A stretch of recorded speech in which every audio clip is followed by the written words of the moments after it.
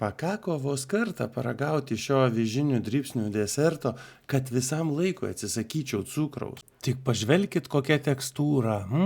Jumi. Padaryti tikrai lengva ir neužtruks daug laiko. Paimkime avižinių dribsnių, tik tų normalių, kranči, o ne tų, kur išverda košę sutižusi. Įperkite žiupsnelį razinų. Pagardinkite valgomuoju šaukštu kakavos ir šaukšteliu sezamo sėklų. Džiovintos spanguolės – tai mano slaptas ingredientas.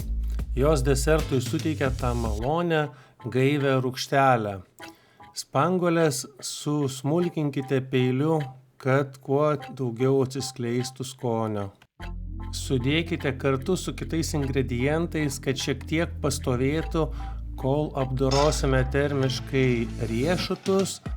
Migdolo riešutus pakepiname keptuvėje ir susmulkiname peiliu ant lentelės. Kepimas keptuvėje pažadina migdolų aliejus, todėl jie tampa kur kas aromatingesni, skanesni ir traškesni. Migdolus suberiame kartu su kitais ingredientais. Kad viskas puikiai laikytųsi kartu, paruošiame natūralius klijus. Tiesiog sutriname bananą su slyvomis.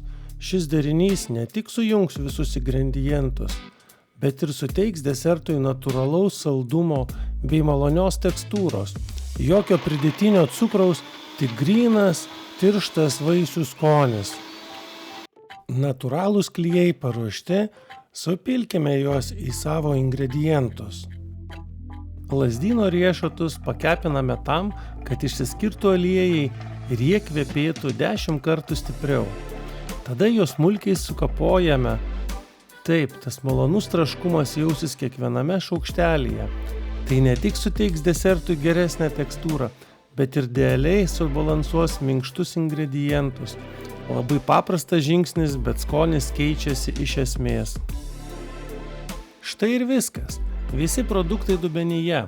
Dabar belieka juos kruopščiai išmaišyti, kol gausime vientisą tobulą masę. Kepimo skardą iškloju popieriumi.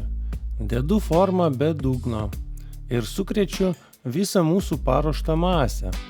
Sluoksnį kruopščiai išlyginu, kad desertas atrodytų tiesiog nepriekaištingai.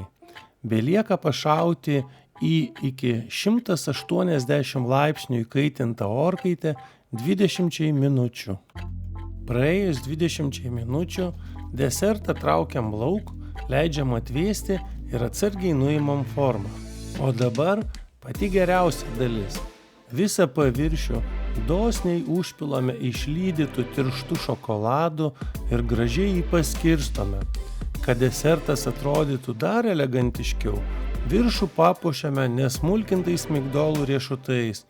Jie ne tik džiugins akį, bet ir suteiks tam tikro prabangaus traškumo kiekvienam gabalėliui. Štai ir viskas. Turime tobulą, maistingą desertą, kuriame puikiai dera natūralus vaisių saldumas ir riešutų troškumas. Skanaus! O jei norite daugiau tokių paprastų ir skanių idėjų savo virtuvėje, nepamirškite prenumeruoti kanalo. Iki kitų susitikimų!